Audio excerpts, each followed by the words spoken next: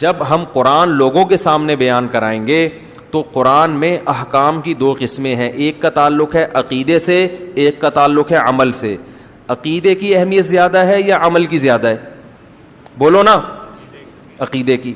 اب عقیدے کی اہمیت زیادہ ہے تو عقیدے بہت ہیں اسلام میں. ایک توحید کا عقیدہ, رسالت کا عقیدہ, آخرت کا عقیدہ, جنت جہنم کا عقیدہ, فرشتوں کے وجود کا عقیدہ. تو ان میں سب سے اہم عقیدہ کون سا ہے؟ توحید. اب میں کبھی توحید بیان کرتا ہوں نا تو لوگ اس پہ بھی کہتے ہیں یار یہ کیوں, اس سے تو فلاں مسلک کے لوگوں کو تکلیف ہو رہی ہے, اس سے تو آپ کے ویورز کٹ رہے ہیں. تو میں ان سے کہتا ہوں بھائی اگر یہ بھی بیان نہیں کریں گے, توحید بھی اگر کھول کھول کے بیان نہیں کریں گے, تو بہتر نہیں ہے کہ میں بھی ایک چھولے کی ریڑھی لگا لوں؟ کیا ہو گیا؟ یعنی اگر قرآن کی جو ایک تو عقیدے سے اس کا تعلق ہے جس کی اہمیت عمل سے زیادہ, اور پھر عقیدے میں سب سے اہم عقیدہ کیا ہے؟ توحید. اور توحید میں بھی آگے یاد رکھو توحید کی اپوزٹ کیا ہے؟ شرک. توحید کا الٹ کیا ہوتا ہے؟ شرک. تو شرک کی نفی کرنا توحید ہی ہے نا. تو سب سے بڑا شرک پتہ ہے کیا ہے؟ اللہ کے سوا کسی کو مدد کے لیے پکارنا. یہ شرک کی سب سے بڑی قسم ہے اور سب سے خطرناک قسم ہے جس نے ہمیشہ مشرکوں کو برباد. ہر دور کے مشرک اس قسم کے شرک میں مبتلا ہوئے ہیں. وہ یہ نہیں کہتے تھے کہ اللہ جیسا اللہ بھی کوئی ہے, وہ کہتے تھے جیسے اللہ سے ہم ڈائریکٹ پکاریں تو بھی ٹھیک ہے, لیکن اللہ نے کچھ اختیارات اپنے بندوں کو بھی دے دیے ہیں, ان کو بھی پکارا جا سکتا ہے.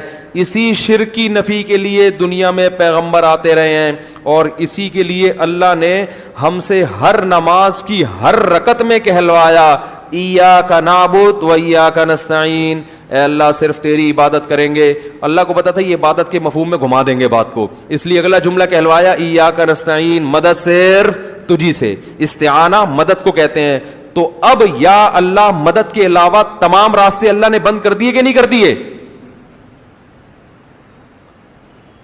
تو یہ والی شرک کی بھی اگر ہم قسم بیان نہیں کریں گے, مصلحت کا شکار ہوں گے کہ ویورز ٹوٹ رہے ہیں, لوگ خراب ہو رہے ہیں, تو بھائی پھر تو قیامت میں پکڑے جائیں گے. اللہ کہے گا میری وحدانیت بھی اگر تم سے ممبر پہ بیٹھ کے بیان نہیں ہو رہی تھی تو بہتر تھا کہ تم بھی یو پی پہ انڈا موڑ پہ ایک چھولے کی ٹھیلی لگا کے بیٹھ جاتے. تو یہ بڑا خطرناک شرک ہے. ہاں اس پر جو اشکالات ہوتے ہیں کہ پولیس کو بھی تو مدد کے لیے پکارا جاتا ہے, وہ تمام اشکالات کے میں ایک بیان میں جوابات دے چکا ہوں, اس کو سن لیا جائے دوبارہ. تو اس لیے میں کہتا ہوں بھائی اپنے حال پہ ترس کھاؤ, صرف یا اللہ مدد, صرف یا. ہم یہ نہیں کہہ رہے کہ جس نے یا رسول اللہ مدد کہا وہ کافر ہو گیا, نہ. کفر کا فتویٰ لگانے میں بہت احتیاط ہے, کیونکہ ہم اس سے پوچھیں گے تمہارا مطلب کیا ہے اس کا, تو مطلب میں جا کے گہرائی میں کہیں سے بھی کوئی تعویل کھینچ تان کے نکالی جا سکتی ہو کہ ہو سکتا ہے اس کا یہ مفہوم ہو, تو اس کو مومن نہیں کہا جائے گا جب تک 100% وہ واضح طور پر نہ کہہ دے. لیکن یہ جملہ بہت ڈینجرس ہے. کفر کا فتویٰ دنیا میں لگانے میں تو احتیاط ہے, مگر آخرت میں اللہ بھی احتیاط سے کام لے گا فتویٰ لگانے میں, ایسا نہیں ہے. وہ تو ہمارے لیے اللہ نے کہا ہے کہ تم دل کے حال نہیں جانتے, اللہ تو دلوں کا حال جانتا ہے. اللہ کو پتا ہے کون کس نیت سے کہہ رہا ہے. تو اس لیے میرے بھائی اپنے حال پہ ترس کھاؤ, اپنے مذہبی رہنماؤں کے کہنے پر توحید کا راستہ نہ چھوڑو. عیسائی بھی اپنے آپ کو توحید پرست کہتے ہیں کہ ہم ایک اللہ کو مانتے ہیں, مگر اللہ کو ان کی توحید قبول نہیں ہے. تو اگر آپ بھی یا اللہ مدد, یا رسول اللہ مدد, یا علی مدد, یا غوث آدم مدد, سارے اللہ کے علاوہ پتہ نہیں درجنوں لوگ ہیں, اور یا رسول اللہ انظر حالنا, اے نبی ہمارے حالت پر رحم کریں, اے نبی ہماری طرف دیکھ, یہیں سے بیٹھے بیٹھے پکار رہے ہیں نبی کو, اور یہ عقیدہ ہے کہ نبی صلی اللہ علیہ وسلم بنفس نفیس ہماری مدد کریں گے, یہیں سے بیٹھے ہوئے ہمارا کلام سن رہے ہیں, اور خود قبر میں سے ہوتے ہوئے ہماری مدد وہیں سے کر لیں گے کیونکہ اللہ نے آپ کو اختیارات دے دی ہے. بھائی یہ شرک ہے. اللہ نے کسی کو کسی کی مدد کا اختیار نہیں دیا. ہاں وہ اختیارات جو اسباب کے دائرے میں آتے ہیں, اسباب جس کی کوئی سائنٹیفک لاجک ہو, جیسے پولیس کو مدد کے لیے پکارے ہیں تو موبائل آئے گی اس طرح سے, وہ تو لاجک ہے نا اس کی. ان لاجک جو مدد ہوتی ہے کہ جس میں کوئی ذرائع یا اسباب نہ ہو, یہ مدد صرف کون کر سکتا ہے؟ اللہ. اس کا اللہ نے کسی کو اختیار نہیں دیا. تو ہم نبی صلی اللہ علیہ وسلم کے بارے میں عقیدہ رکھتے ہیں, تمام پیغمبروں کے سردار, بلکہ بعد از خدا بزرگ توئی قصہ مختصر, اللہ کے بعد نبی ہی کا مقام ہے. قصہ مختصر. شاعر نے کیسی پیاری بات, شاعر نے کہا تم نبی کی شان بیان کرتے ہو, کہہ رہے میں مختصر بات کر کے گل ویلے دی تے پھل موسم دا قصہ ہی ختم کر دیتا ہوں. بعد از خدا بزرگ توئی, اللہ کے بعد کون ہے؟ پیغمبر. جس کی بھی تعریف کی جائے نا, اس سے اونچا مقام کس کا ہے؟ نبی کا. پھر آپ کسی کی تعریف کریں, زمین آسمان کے قلابے ملا دیں, وہ تعریف نبی کی تعریف نہیں ہوگی, نبی کا مقام اس سے اونچا ہوگا. سب سے اونچے کون ہے؟ نبی. لیکن اختیارات نہیں ہیں, بگڑی نہیں بنا سکتے کسی کی, کسی کو اولاد نہیں دے سکتے, کسی کو روزی نہیں پہنچا سکتے, کسی کی بگڑی نہیں بنا سکتے, اور چاند کے 2 ٹکڑے نہیں کر سکتے. لوگ کہتے ہیں چاند کے 2 ٹکڑے بھی تو نبی نے نہیں کیے, وہ اللہ نے کیے ہیں. نبی کو حکم تھا اشارہ کر دیں میں ٹکڑے کر دوں گا. تبھی نبی سے مشرکین اور بھی معجزوں کا مطالبہ کرتے تھے, آپ یہ کریں آپ یہ کریں. نبی نے فرمایا کہ سبحان ربی هل كنت الا بشر رسولا, میں تو انسان ہوں بھائی, میں یہ نہیں کر سکتا کہ یوں اشارہ کروں نہریں جاری ہو جائیں, میرے میں اختیارات تھوڑی ہیں. تو اللہ نے کر دیے تھے ٹکڑے, اللہ نے مجھے حکم دیا تم آپ اشارہ کریں تو میں کر دوں گا.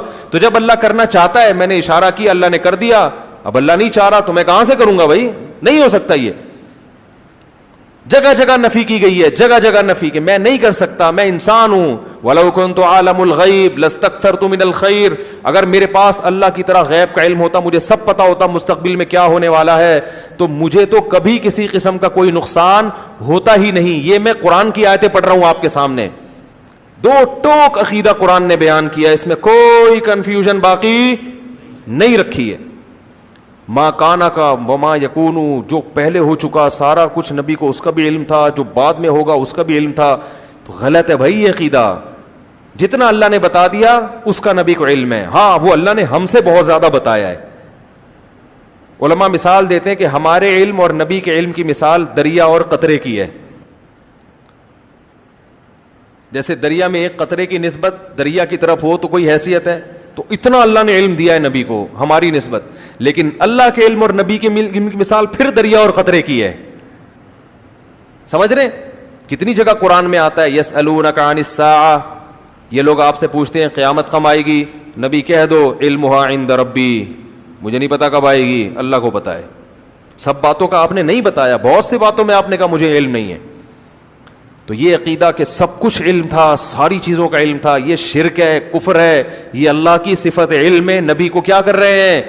شریک کر رہے ہیں. تو اپنے ایمان کو بچاؤ, توحید کے بغیر مغفرت کا امکان نہیں ہے. چاہے راتوں میں تہجد کے محراب بنا دو ماتھے کے اوپر, چاہے رو رو کے پاگل ہو جاؤ, اللہ نہیں مغفرت کرے گا. 2 ٹوک الفاظ میں کہہ دیا اللہ نے. پہلے اللہ کو اللہ سمجھا جائے گا تو پھر اللہ سے مانگا جائے گا. تبھی اللہ نے کہا مانگنے سے پہلے بھی کیا ایاک نعبد و ایاک نستعین کا اقرار. حدیث میں, بخاری کی حدیث ہے, نبی صلی اللہ علیہ وسلم نے فرمایا کہ بندہ جب سورہ فاتحہ پڑھتا ہے تو کہتا ہے الحمدللہ رب العالمین, تو اللہ تعالیٰ بندوں سے کہتے ہیں حمیدنی عبدی, میرے بندے نے میری حمد و ثنا کی ہے. وہ سکھائی بھی اللہ نے. جب کہتا ہے الرحمن الرحیم تو اللہ کہتے ہیں اثنا علی عبدی, میرے بندے نے میری ثنا خوانی کی ہے, مجھے رحمان اور رحیم کہہ کے پکارا ہے. پھر جب بندہ کہتا ہے مالک یوم الدین, روز جزا کا مالک ہے, تو اللہ کہتے ہیں مجدنی عبدی, میرے بندے نے میری بزرگی اور میری شان کو بیان کیا کہ میں مالک ہوں گا قیامت کے دن. پھر انسان کہتا ہے, جب مسلمان نماز میں کہتا ہے ایاک نعبد و ایاک نستعین, اے اللہ صرف تیری عبادت کریں گے, صرف تجھ سے مدد مانگیں گے. تو اللہ کہتے ہیں ھذا بینی و بین عبدی, یہ میرے اور بندے کے درمیان ایگریمنٹ ہو گیا ہے. یہ کیا ہو گیا ہے؟ اس نے وعدہ کر لیا ہے, اب اس وعدے کے بدلے میں اس کو کیا دوں گا. ولی عبدی ما سأل, اب یہ دعا مانگنے کے قابل ہوا ہے, اب جو مانگے گا دوں گا اس کو. اس ایگریمنٹ کے بغیر اللہ نہیں دے گا. ولی عبدی ما سأل, اب یہ کیونکہ پچھلی امتیں اسی لیے تو ہلاک ہوئی ہیں, اللہ سے بھی مانگ رہے ہیں, حضرت عیسیٰ ابن مریم سے بھی مانگ رہے ہیں, عزیر کو ابن اللہ کہہ دیا, تو اب اللہ سے بھی مانگ رہے ہیں, درباروں پہ جا کے بھی مانگ رہے ہیں. نوح علیہ السلام کی جو قوم تھی اللہ سے بھی مانگتی تھی, بتوں سے بھی جا کے مانگتی تھی. تو اللہ نے کہا یہ والا مجھے یہ انداز پسند نہیں ہے. تو پہلے ہم سے ایگریمنٹ کروا لیا, اور دیکھو نماز میں تلاوت ضروری ہے, جہاں سے چاہے پڑھو, لیکن ہر نماز میں اللہ نے پہلے کہا کہ یہ پڑھو گے تو پھر آگے پڑھنے کی اجازت دوں گا. یہ پہلے ہر سورہ فاتحہ جتنی پڑھی جاتی ہے نا, اتنی کوئی سورت پڑھی نہیں جاتی ہے. ہر نماز میں, ہر رکعت میں, تراویح میں 20 رکعتوں میں ہم ہر دفعہ تھکتے نہیں ہیں. لوگ کہتے ہیں یار اب یہ تو سن لی ہے نا, بچپن سے سنتے آ رہے ہیں, آگے چلو. اللہ کہتے ہیں نا نا نا نا نا, جب تک زبان سے یہ ایگریمنٹ نہیں کرے گا نا کہ تجھی سے مانگوں گا کسی اور سے نہیں, اس وقت آگے چلنے ہی نہیں دوں گا میں تجھے. 20 کیا 40 بھی پڑھے گا تو ہر دفعہ یہی پڑھنا پڑے, پھر تہجد میں اٹھے گا پھر یہی پڑھنا پڑے, فجر کی 2 سنتیں میں پھر یہی ایگریمنٹ, مرتے دم تک یہ ایگریمنٹ تجھ سے کرواتا رہوں گا. اور ہم نماز کے سلام کے بعد اسی ایگریمنٹ کی دھجیاں اڑانا شروع کر دیں, کتنی بڑی اللہ کے غضب کو دعوت دینے والی بات ہے. تو حدیث میں آتا ہے, بخاری کی حدیث, نبی نے فرمایا کہ انسان جب کہتا ہے اللہ تیری عبادت تجھ سے مدد, تو نبی نے فرمایا اللہ فرشتوں سے کہتے ہیں ولی عبدی ما سأل, اب مانگ. پھر اللہ کو پتا تھا کہ الٹی سیدھی چیزیں نہ مانگنا شروع کر دے نا, اتنا اہم موقع ہے, اللہ کی رحمت جوش میں ہے, ہمیں اختیار دے دیا جاتا تو ہم کہتے ہیں اللہ تھوڑی تنخواہ بڑھوا دے میری, اے اللہ ذرا ٹرائی کیا ہوا ہے, مان نہیں رہا ابا اس کے, منوا لے, اے اللہ یہ کر دے وہ کر دے, بحریہ ٹاؤن میں 3 پلاٹ دلا دے. یہ دنیا کے کھلونے مٹی کے, ان پہ ہم عاشق ہو جاتے. تو اس لیے اللہ نے کہا کہ اتنا بڑا ایگریمنٹ کیا, میرا دل اتنا خوش کیا, تو اب بڑی چیز مانگو. کیا اہدنا الصراط المستقیم, سیدھے راستے پہ چلا دے. سیدھے راستے پہ چل گئے تو بحریہ ٹاؤن میں پلاٹ نہ ملے تو بھی جنت, مل جائے تو بھی جنت, ہو جائے وہاں تو بھی جنت, نہیں ہو ہے بھائی, کنوارے ہی مر جاؤ تو بھی کیا ہے, بیماری میں چلے گئے تو بھی جنت, صحت کے ساتھ, کیونکہ جانا تو ہے. بحریہ ٹاؤن کا مالک بھی جائے گا ایک دن, بیچارے کا جنازہ بھی اٹھے گا. لوگ آج بحریہ ٹاؤن میں 2-4 پلاٹ ہوں, ہر ایک کو پتا ہے میرے بھی ہیں, اور جس کے نہیں ہو تو وہ یہی غم میں کھا رہے ہیں, یار میرا ایک بھی نہیں ہے, اس کو یہی غم کھائے جا رہا ہے. تو اللہ کے بندو 10-15-20 سال کے بعد ختم. جن لوگوں کے پلاٹ ہیں نا, ان میں سے کوئی بھی زندہ نہیں ہوگا. جو مالک ہے نا, اونر ہے, اسی کا جنازہ ہوگا. لوگ کندھا لے کے کندھا دیتے ہوئے جا رہے ہوں گے, کلمہ پڑھتے ہوئے جا رہے ہوں گے, اور زمین میں دفن کر کے مٹی پھینک کے آ جائیں گے, اور پھر وارثون میں جھگڑا شروع ہو جائے گا, یہ میرا ہے, یہ میرا ہے, یہ فلاں کا ہے, یہ اس کا ہے. لوگ آ کے پھر وہ وارث سمجھ رہے ہوں گے ہم جیسے ہمیشہ رہیں گے. پھر تھوڑے دنوں کے بعد انہی وارث میں سے ایک اسی طرح پتلی گلی سے نکلنا شروع. آج اس کا پھر 100-200 سال کے بعد بھول جائیں گے اصل اونر کون تھا. اسکول میں پڑھایا جائے گا, ایک دفعہ کا ذکر ہے کہ ایک شخص کے دل میں خیال آیا, once upon a time there was a man, جس نے یہ ہی پلانڈ, شعر ہو گیا کہ نہیں ہو گیا, دیر was a main he planned, اس نے یہ پلان بنایا کہ جناب ایک بحریہ ٹاؤن میں اس طرح کرنا چاہیے, اور پھر آج یہ اسی کی کاوشوں کا نتیجہ ہے, ونس اپون اے ٹائم. تو یہ سب ونس اپون اے ٹائم بن جائے گا نا, ایک دفعہ کا ذکر ہے. تو ایسے ہی ہوتے ہوتے ہوتے سارے جا رہے ہیں. تو اس لیے اللہ نے کہا بھائی فوکس کس چیز کو کرو, اہدنا الصراط المستقیم, اے اللہ سیدھے راستے پہ چلا دے. جو انعام یافتہ لوگوں کا راستہ ہے, پیغمبروں کا راستہ, صدیقین, شہداء, صالحین کا راستہ, ان لوگوں کے راستے پر چلا, مائیکل جیکسن کے راستے پہ نہیں چلا, فنکاروں اداکاروں کے راستے پہ نہیں چلا. وہ لوگ جن کی زندگی پوری انٹرٹینمنٹ کے علاوہ کوئی مقصد ہی نہیں ہے ان کا, شراب, کباب, زنا, عیاشی, موسیقی, ان لوگوں کا نہیں, پیغمبروں والا راستہ چاہیے. تو اس لیے توحید کے معاملے میں اللہ بہت حساس ہے.